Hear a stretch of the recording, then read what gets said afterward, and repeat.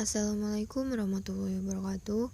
Hello everyone. For today, I will talk about English, Phonetics and Phonology. Before that, I will introduce myself.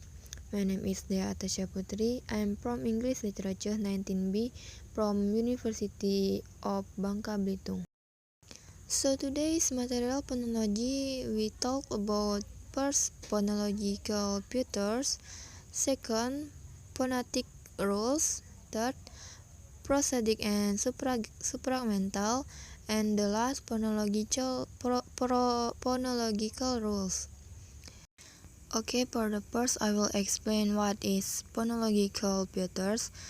A phonological features is a formal way of expressing a systematic phonological or morphological process or diachronic sound change in language.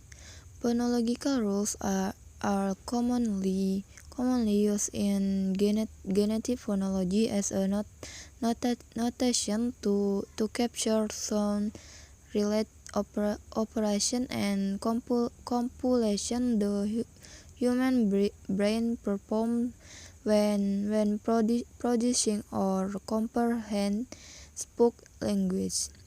Then may use phonetic notation or distinctive features or both. You can see in example in slide. Phonological rules can be roughly divided into four types.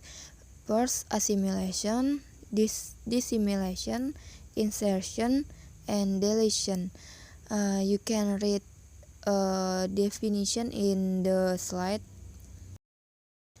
Okay, next I will explain what is phonotactic rules. In phonology, phonotactic is the study of the ways in which phonemes are allowed to combine in a particular language, or a phoneme in the smallest unit of sound capable of conveying a distinct meaning.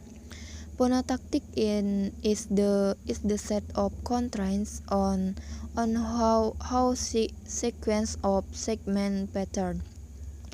There are rules on the number and type of segment that can combine to form syllables and words, which vary greatly from one language to language.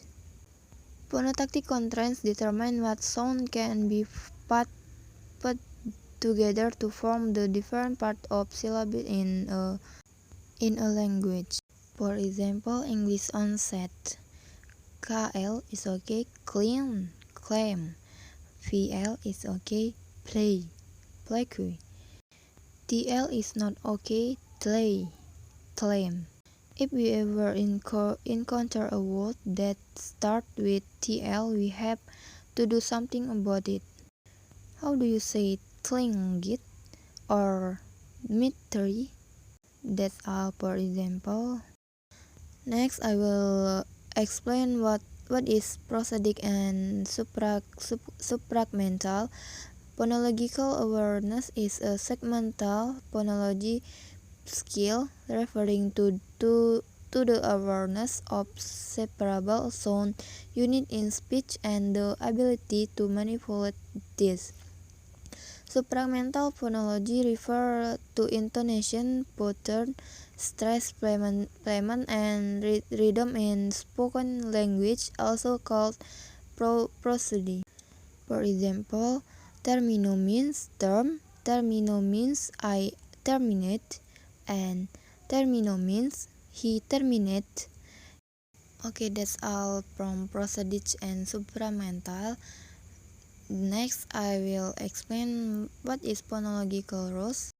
Phonological rules are commonly used in generative phonology as a notation to capture sound relate operation and copulation the human brain performs when producing or comprehending spoke language.